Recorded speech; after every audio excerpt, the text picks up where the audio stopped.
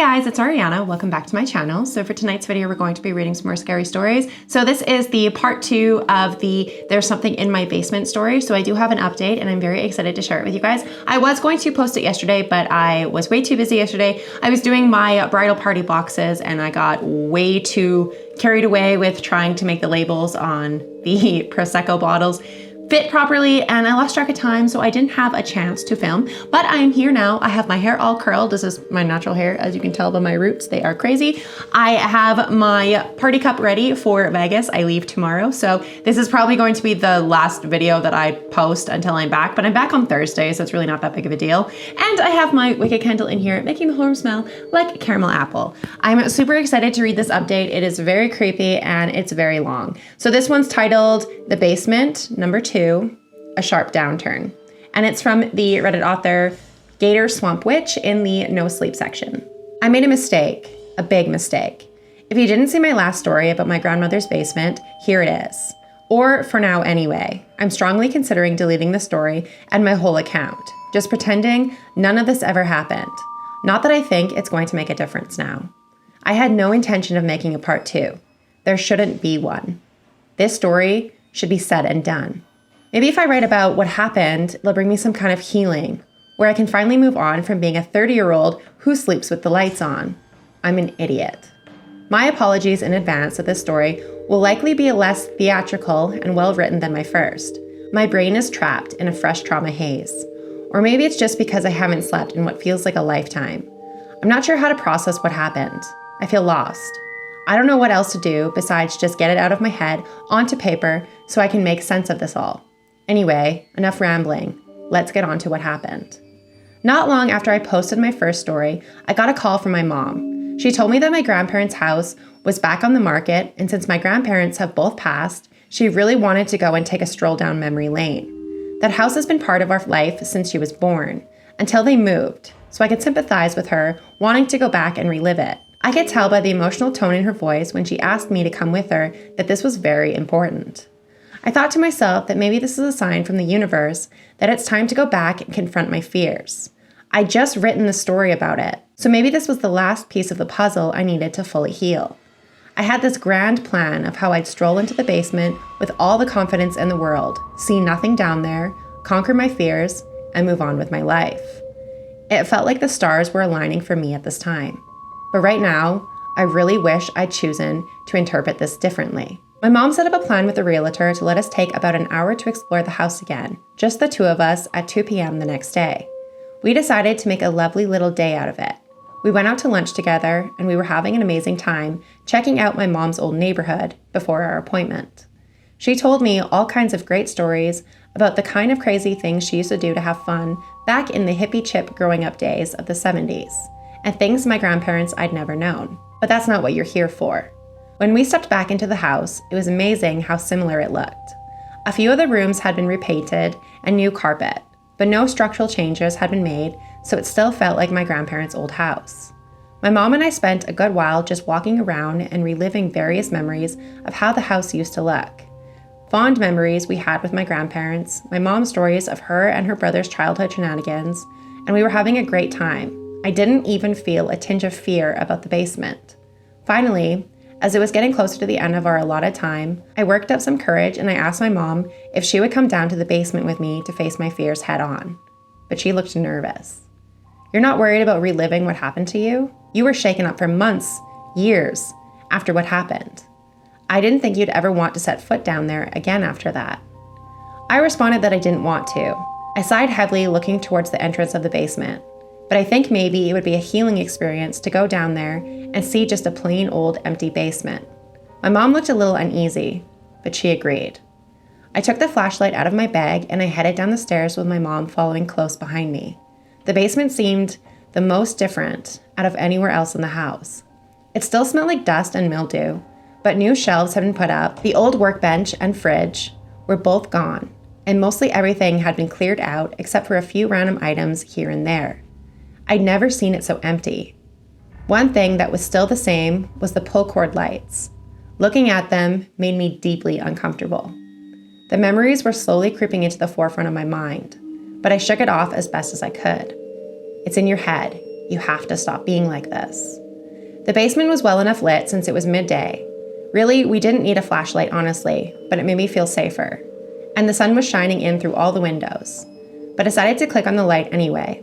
It felt like it needed to be part of the process of freeing myself from all of this. The sickening familiar hum of the light instantly brought back flashes of the last time I was down there, so I quickly turned it back off.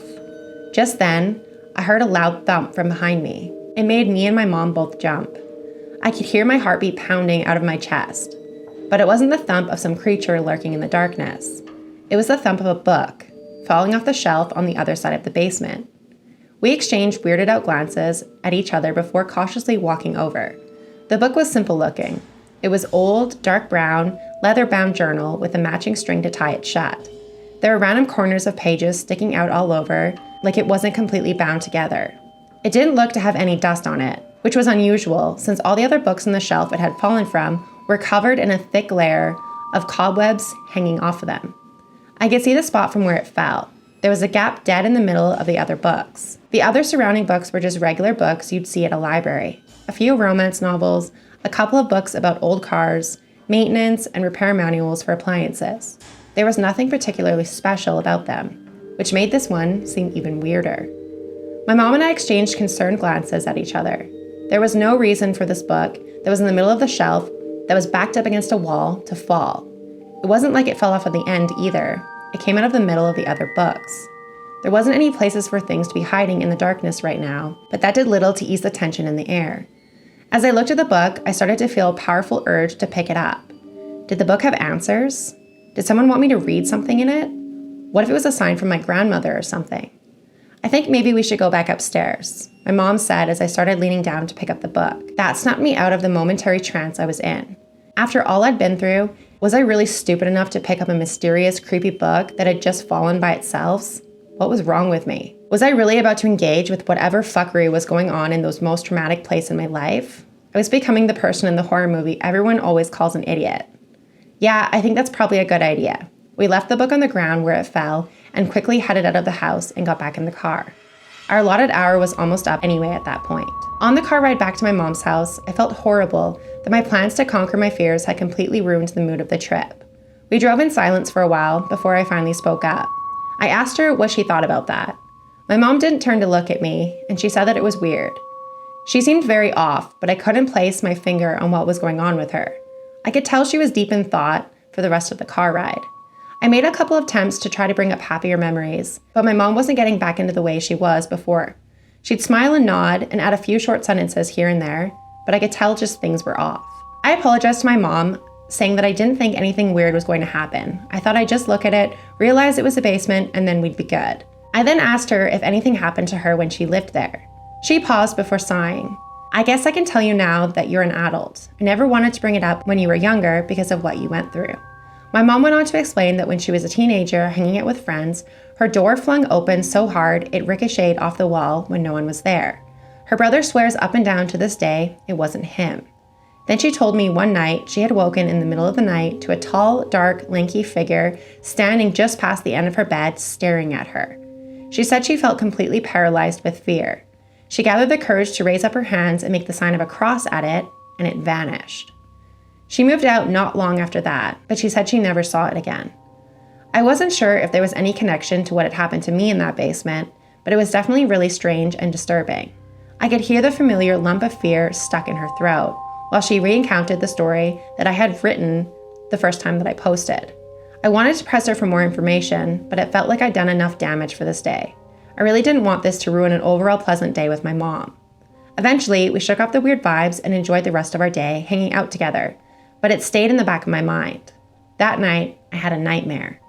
I was down in the dark basement, and it looked like it had when I was a child. There was only one light on, and it was the one closest to where the shelves had been. The noise of the light instantly made me feel painfully uncomfortable. The noise made me feel like I was being swarmed by wasps. I hate the sound of it. I walked over and I saw the only thing on the shelf was that leather-bound book. When I got close to it, the book flung itself open, revealing pages and pages of scribbled writing in a language that I didn't know. Drawings of what I saw all of those years ago. A horrible, tall, pale, bloodshot-eyed monstrosity. I wanted to get away from it, but I didn't feel like I had any control. The drawings seemed to vary in level of skill. Some were rough drawings, like you'd expect to see from a really small child. Others were drawn in great detail, clearly by at least a somewhat professional artist. I reached a hand out to touch the book, and it slammed shut. Just then, I felt an icy cold, bony hand, death grip, on my shoulder. I didn't want to turn around, but I did. And there it was, in all of its horrifying glory, just as it had been when I saw it as a child. It spoke in a distorted, two-tone voice. It sounded as if someone was talking in a rough but high, whispery voice, overlaid with someone saying the exact same words at the same time in a much deeper, almost staticky. It sounded like someone's voice being played over a radio instead of just someone talking to you directly. That might not make any sense, but I've never heard anything like it to compare it to. I knew you'd come back for me. I've waited so long for you. I knew you'd never forget about me. You are special, aren't you? Lots of people are full of fear, but there's something about you. The way that it paused when it said fear was similar to the way you might pause thinking of a cherished memory, or maybe your favorite food. Its mouth stretched farther open, showing its horrible needle-sharp teeth. Even as an adult, there's something about how deep your fear runs, your fear of me. That is just so satisfying. It turns its head a little bit too far to the side, seeming to eye me up and down. Then it showed me the first expression of genuine emotion I'd seen. Pure, furious rage. You didn't take my book, but I gave it to you.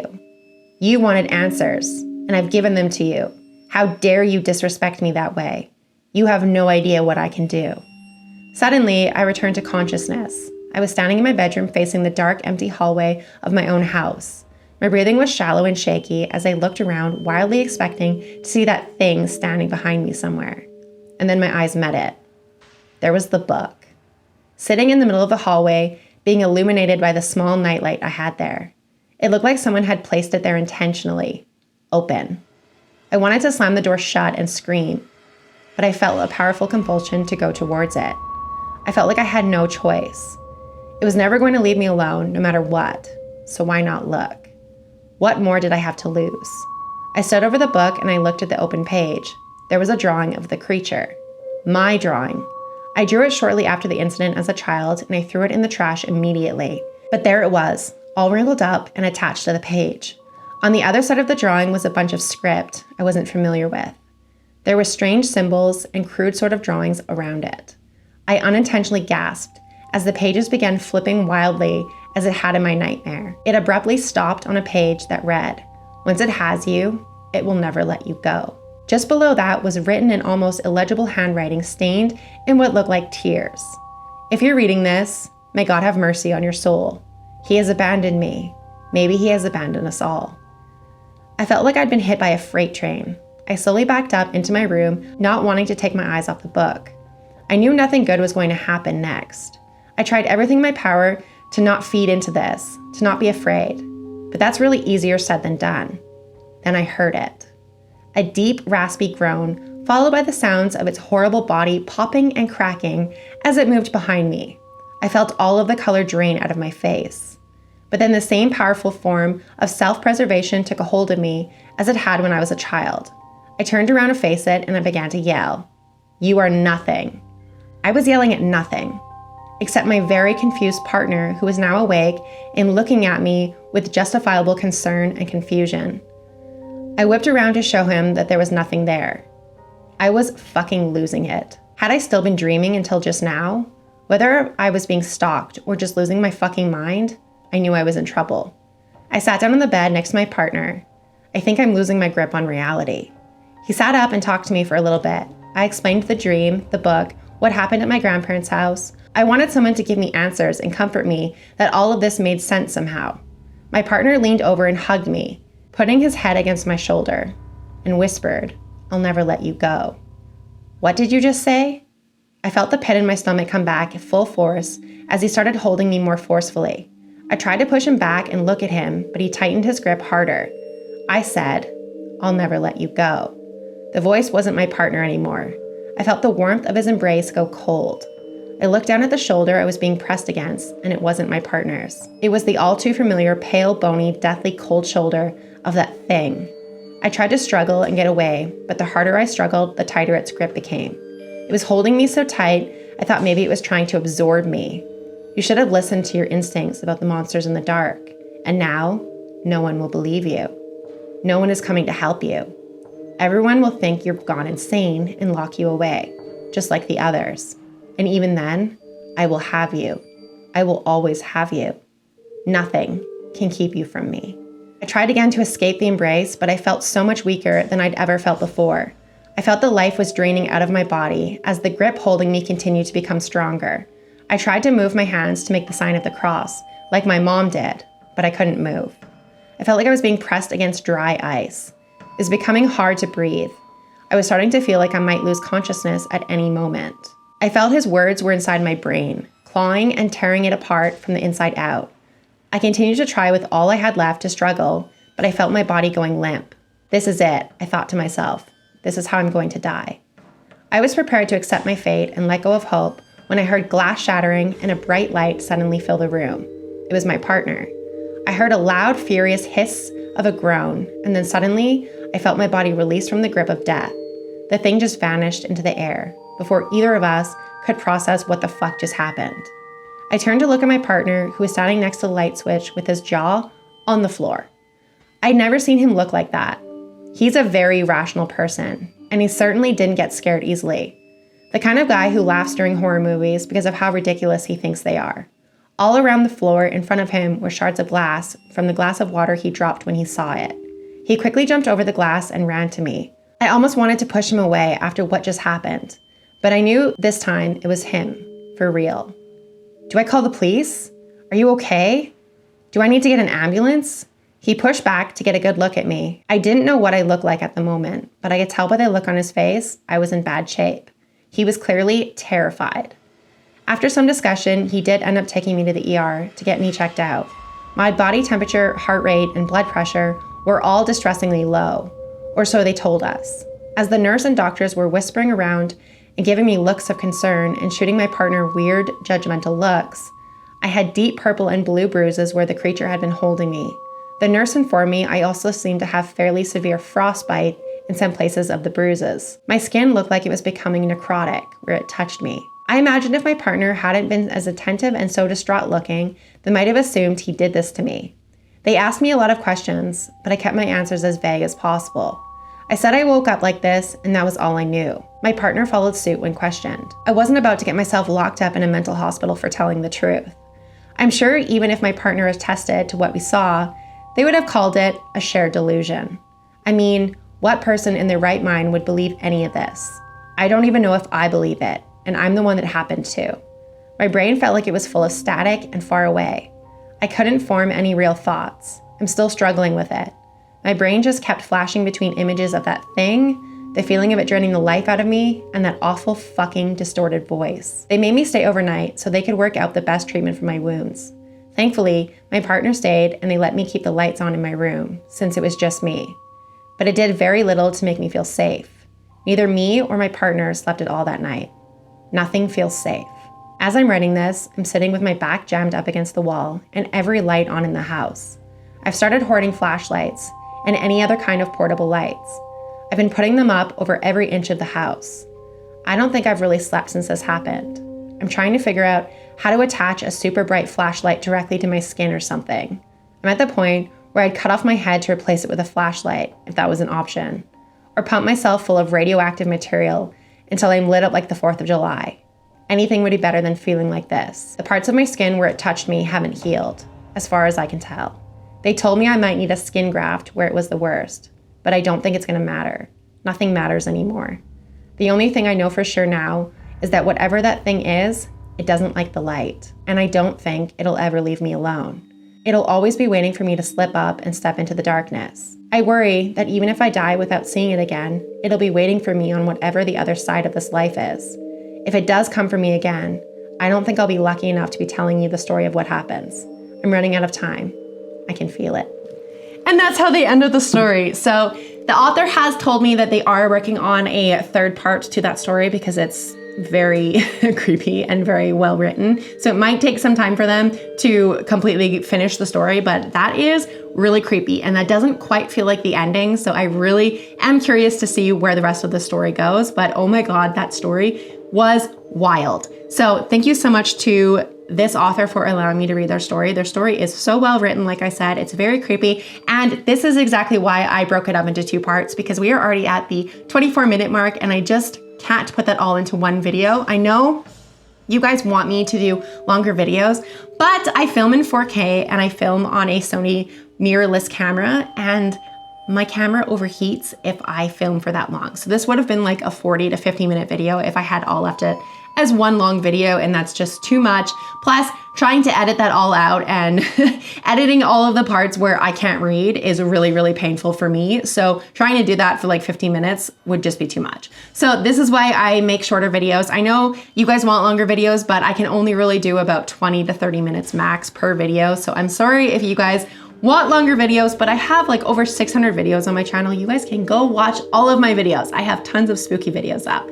But this is where I'm going to end the video. So this is the update that I have for today. So I will come back on here again once I'm back from Vegas if they have updated, and I will read the continuation of the story once it's up. But if it hasn't been posted in the next couple of days, I will be moving on to other content for you guys, but I will be posting it once it's posted. So stay tuned if you really like the story and you want to know what happens. I will be updating once I have the update. But this is where I'm going to end the video. If you guys made it to the end of the video, leave me your favorite color in the form of an emoji down below. I always ask that you guys leave me a comment down below because it really does help me boost my video on YouTube. My views have been really low lately, and I don't know if it's because YouTube changed something in their algorithm or what happened, but everybody is complaining about the same thing. So please help me by liking my video, commenting on my video, and sharing my video around with anybody that you think might be interested in it. Any eyes and any views and any really engagement on my video really does help on the algorithm. So thank you so much for watching. If you guys have any creepy stories you want to share with me, please feel free to message me either over Instagram or my email. Everything is listed down below in a pinned comment and also in my description box. That's where you can find all of my codes for things and all of my social media. So thank you so much for watching, and I will see you guys at the next video. Bye.